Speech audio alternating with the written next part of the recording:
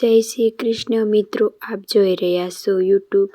આપ સૌનું મારી યુટ્યુબ ચેનલમાં સ્વાગત છે. મિત્રો, આજે આ વિડીયોમાં આપણે સાંભળવાના છીએ શ્રીમદ ભાગવત ગીતાનો 11મો અધ્યાય વિશ્વરૂપ દર્શન યોગ તથા તેમના મહાત્મ્યની કથા. પણ જો આપને આ વિડીયો પસંદ આવે તો લાઈક કરજો, શેર કરજો, કમેન્ટ કરજો, જય શ્રી કૃષ્ણ લખજો. આપ આ ચેનલ પર પહેલી વખત જોઈ રહ્યા છો તો સબસ્ક્રાઈબ કરી લેજો, જેથી આવનારા નવા વિડીયોની માહિતી આપ સુધી તુરંત પહોંચી શકે.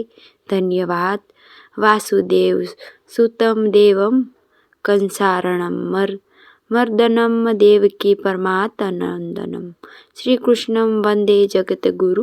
બોલો ભગવાન શ્રી કૃષ્ણની જય. શ્રીમદ ભાગવત ગીતા અધ્યાય 11મો વિશ્વરૂપ દર્શન યોગ. ઓમ પરમાત્માય નમઃ.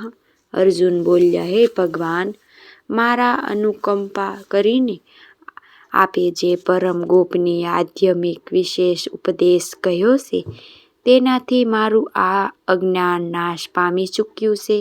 કેમ કે હે કમલ નયન, મેં આપની પાસેથી ભૂતોની ઉત્પત્તિ અને પ્રલય વિસ્તારપૂર્વક સાંભળ્યા તથા આપનો અવિનાશી મહિમા પણ સાંભળ્યો. હે પરમેશ્વર, આપ પોતાને જેવા કહો છો એ ખરેખર એમ જ છે. છતાં પણ હે પુરુષોત્તમ, આપના જ્ઞાન, ઐશ્વર્ય, શક્તિ, બળ, વીર્ય અને તેજની યુક્ત ઈશ્વરીય રૂપને હું પ્રત્યક્ષ જોવા માંગુ છું.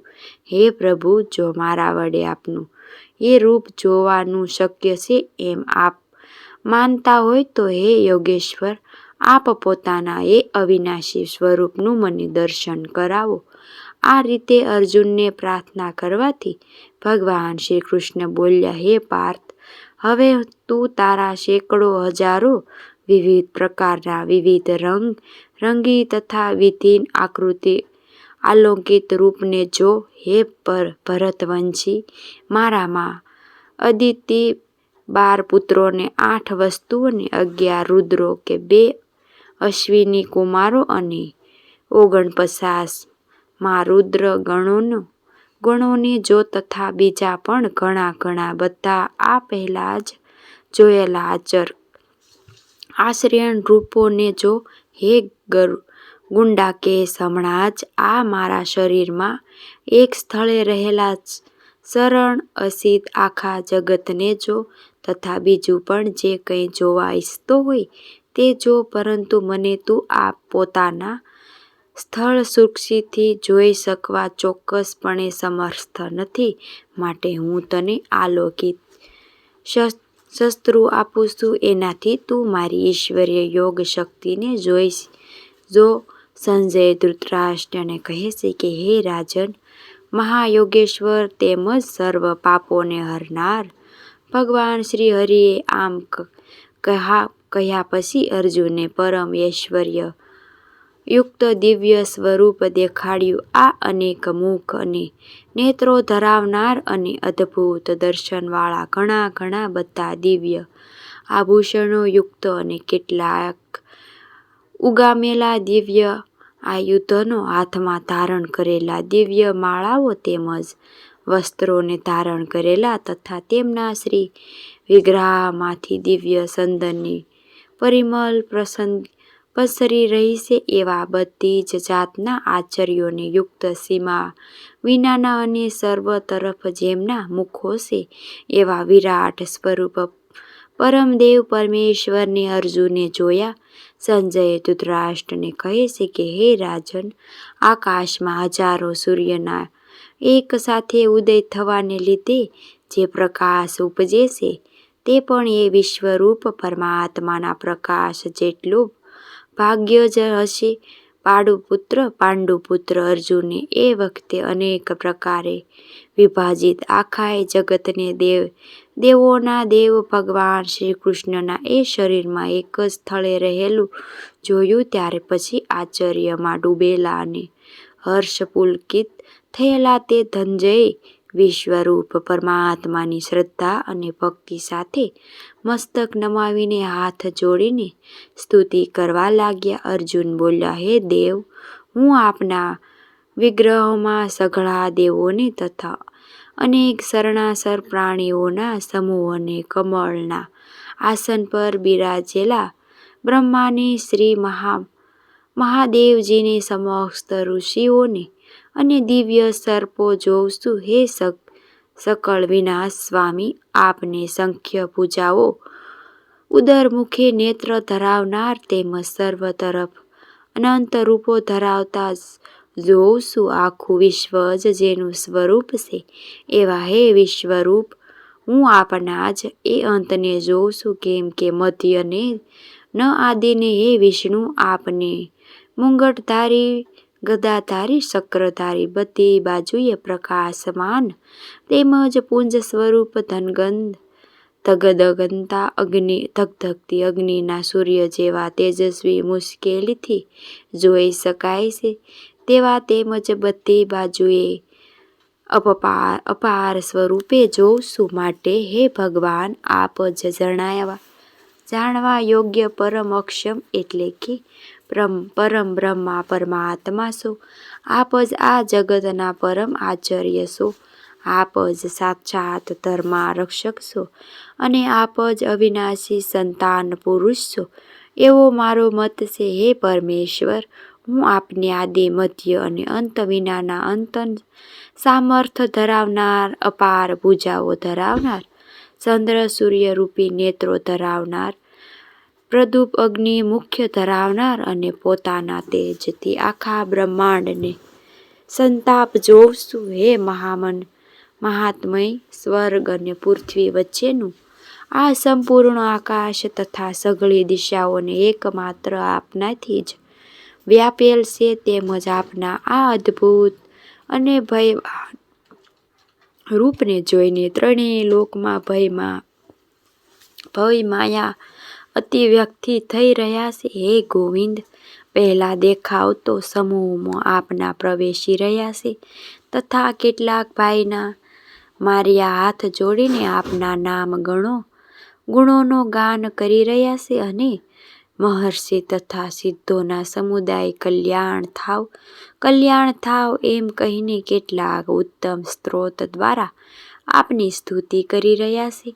પરમેશ્વર, જે 11 રુદ્ર અને 12 આદિત્યો તથા 8 વાસુઓ, 12 સાધ્યો તથા વિશ્વદેવો એ અવિનાશી કુમારો, રુદ્રગણ અને પિતૃઓના સમુદાય તથા ગંધર્વ, યક્ષ, રાક્ષસ અને સિદ્ધાઓના સમુદાયો એ બધા જ શક્ય થઈને આપને જોઈ રહ્યા છે.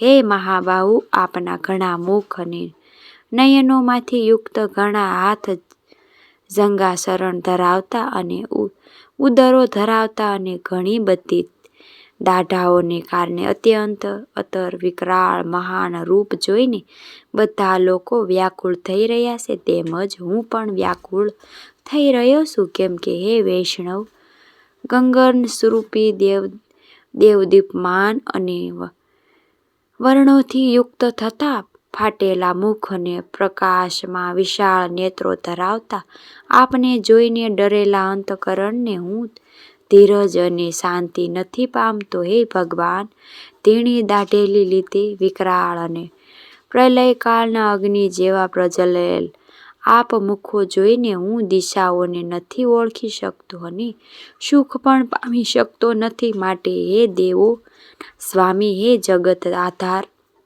આપ પ્રસન્ન થાવ. હું જોઉં છું કે આ પહેલા બધા જ ધૃતરાષ્ટ્રના પુત્રો રાજાઓ સમૂહ સમેલ આપના મુખમાં પ્રવેશી રહ્યા છે અને પિતામહ ભીષ્મ, સારણ તથા પેલો કર્ણ અને આપના પક્ષના પણ મુખ્ય યોદ્ધાઓ સમેત એક તીણી દાઢોને લીધે વિકરાળ આપના ભયાવહ મુખોમાં ઘણો વેગથી દોડી પ્રવેશ રહ્યા છે અને કેટલાક તો ભૂતો થયેલા માથા સહિત આપના દાંતોની વચ્ચે ફિસાઈને દેખાઈ રહ્યા છે. હે વિશ્વમૂર્તિ, જેમ નદીઓને અનેક જળ પ્રવાહે સર રીતે સાગર તર તોડે છે એટલે કે સાગરમાં સમાઈ જાય છે, એ જ રીતે નરકલોકમાં શ્રેષ્ઠ શૂરવીરો પણ આપના પ્રજ્વળ મુખોમાં પ્રવેશી રહ્યા છે.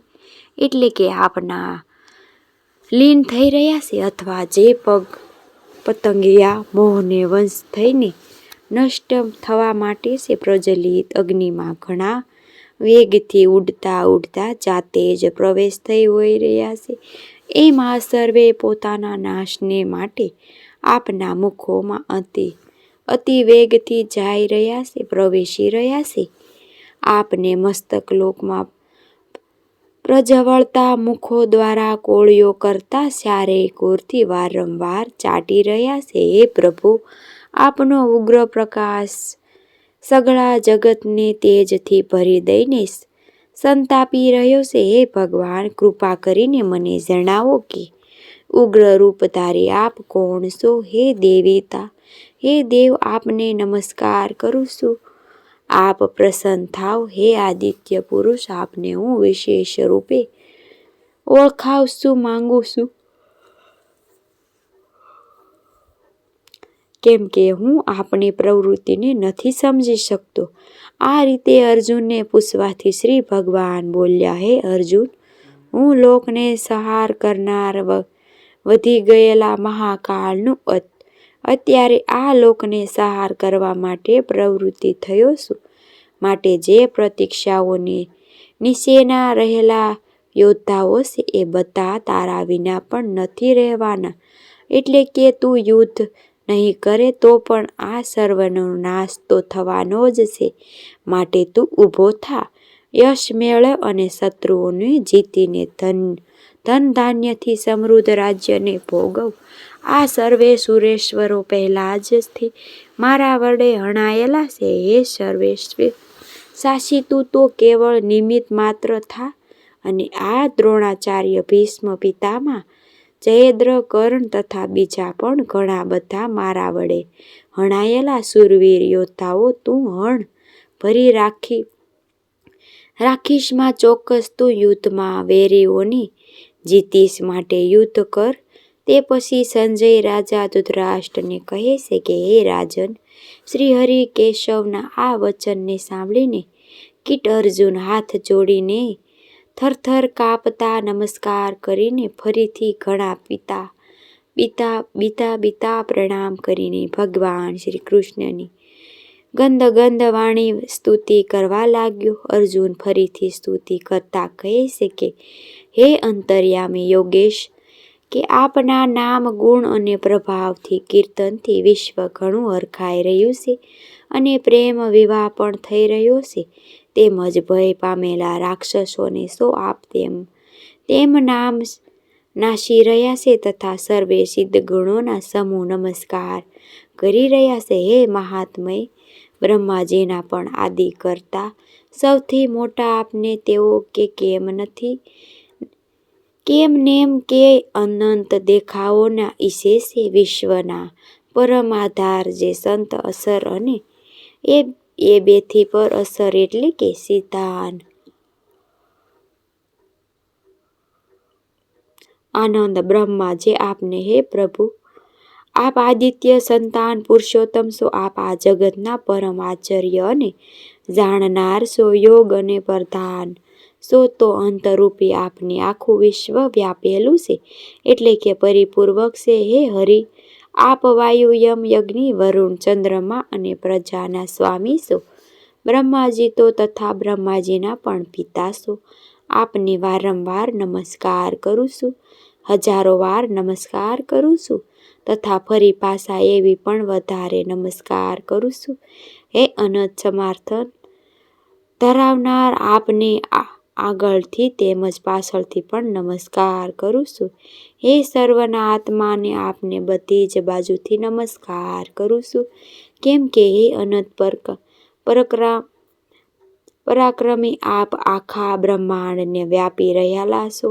માટે આપ જ સર્વરૂપ છો. હે પરમેશ્વર, આપના આ પ્રભાવને નહીં જાણતા તમે મારા સખા છો એમ માનીને પ્રેમથી કે પરમાત્માથી પણ હે કૃષ્ણ યાદવ છે. હે સખા, હે પ્રાણ પ્રમાણે એ જ કંઈ વગર વિચારીને આજ્ઞાપૂર્વક કહું છું. અને હે આચ્યુત, આપ જેને મારા વડે વિનોદ ખાતર વિવાહ, છૈયો, આસર, ભોજન આદિ કરતી વખતે એકાંતમાં પછી સખાઓની સામે પણ અપમાનિત કરવામાં આવ્યા. એ સર્વે અપરાધોને અપી સ્વરૂપ એટલે કે આચાર્ય પ્રભાવથી આપ હું ક્ષમા કરવાથી પ્રાર્થના કરું છું. હે વિશ્વરૂપ, આપના આ સંસાર જગત પિતા, સૌથી મોટા ગુરુ અને ઘણા પૂજનીય છો. હે અતુલ પ્રભાવ ધરાવનાર, ક્ષેત્ર લોકમાં આપના જ સમાન બીજું કોઈ નથી. ચડિયાતું તો ક્યારે હોઈ શકે નહીં. માટે હે પ્રભુ, શરીરને સારી પેઠે શરણોમાં નિવેદ કરીને પ્રણામ કરી સ્તુતિ યોગ્ય આપ ઈશ્વર પ્રસન્ન થાવ માટે પ્રાર્થના કરું છું કે દેવ પિતા જેમ પુત્રના, સખા જેમ સખાના અને પતિ જેમ પ્રિયતમાના પતિની આ અપરાધોને સહિત લે, એમ આ પણ મારા અપરાધને સહી લેજો. યોગ્ય સો વિશ્વમૂર્તિ સો પહેલા જ જોયેલા આપના આ આશ્રયમ રૂપને જોઈને હરખાઈ પણ રહ્યો છું. મને મારા મન ભયને લીધે ઘણો વ્યાકુળ પણ થઈ રહ્યો છું. માટે આપ પોતાનું પહેલું શતુભુજ વિષ્ણુ રૂપ જ મને દર્શાવો. હે દેવજ, હે જગત ત્રિવાસ, પ્રસન્ન થાવ. હે પ્રભુ, હું આપને મુંગટધારી તથા શંખ ચક્ર ગદા ધારણ કરેલા જોવા ઈચ્છું છું. માટે હે વિશ્વરૂપ, હે હજાર હાથવાળા, આપ જ ચતુર્ભુજા રૂપે પ્રગટ થાવ.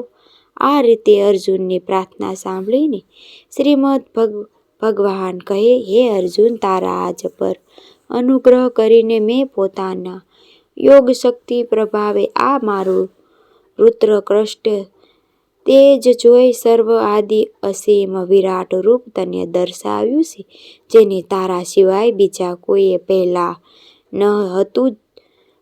ન હતું જોયું. કે કુરુવંશીઓમાં શ્રેષ્ઠ વીર મનુષ્ય લોકમાં આવો વિશ્વરૂપધારી હું તારા સિવાય બીજા કોઈ નથી.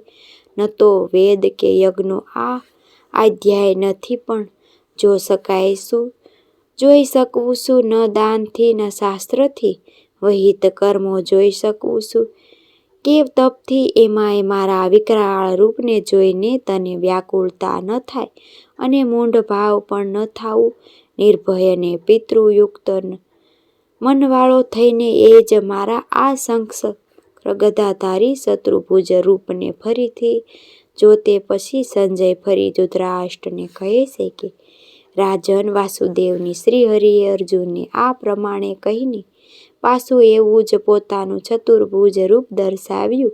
અને પછી મહાત્મય શ્રી કૃષ્ણએ સોમમૂર્તિ થઈને આ ભય પામેલા અર્જુનને ધીરજ બાંધીને તે પછી અર્જુનને કહે છે કે હે જગતના આપનાર, આ પરમ શાંત મનુષ્ય સ્વરૂપને જોઈને હવે હું સ્થિત થઈ ગયો છું. મને અને પોતાની સ્વાભાવિક સ્થિતિને પામી ચૂક્યો છું. આ પ્રકારના અર્જુનને વચન સાંભળીને શ્રી કૃષ્ણ ભગવાન કહે છે કે હે અર્જુન, મારા જે ચતુર્ભુજ રૂપને જોયું છે તે રૂપના દર્શન થવા ઘણા દુર્લભ છે. દેવતાઓ પણ સદા રૂપના દર્શનને ખેવવા રાખ્યા કરે છે. અર્જુનને જેવો તે મને જોયો છે એવો ચતુર્ભુજ રૂપધારી હું ન તો વેદોમાં જોઈ શકાઉં છું, ન તપથી જોઈ શકાઉં છું, ન દાનથી જોઈ શકાઉં છું કે ન યજ્ઞથી જોઈ શકાઉં છું. પરંતુ એ પરમ અર્જુન, અન્ય ભક્તિ દ્વારા આવો ચતુર્ભુજધારી હું પ્રત્ય દેખાઉં છું. માટે તત્વથી જાણ માટે તથા પ્રવેશ કરવા એટલે કે એકાત્મ ભાવથી પ્રાપ્ત માટે પણ શક્ય છું. હે પાંડુપુત્ર, જે કેવળ મારે જ ખાતર સઘળા કર્તવ્ય કર્મોને કરનારો છે, મારે પરણાય મારો ભક્ત છે, આસક્તિ વિનાનો છે અને સર્વ પ્રાણીઓને પ્રત્યે વૈરભાવ રહિત છે અને અન્ય ભક્તિથી યુક્ત મનુષ્ય મને જ પામે છે. શ્રી કૃષ્ણ અર્જુન સંવેદ શ્રીમદ ભાગવત ગીતાનો 11મો અધ્યાય પૂરો. વિશ્વરૂપ દર્શન યોગ સમાપ્ત થયો. ઓમ પરમાત્માય નમઃ. મિત્રો, આપણે સાંભળ્યો શ્રીમદ ભાગવદ્ ગીતાનો 11મો અધ્યાય. મને સાંભળવા માટે ધન્યવાદ. આપ સૌને મારા જય શ્રી કૃષ્ણ.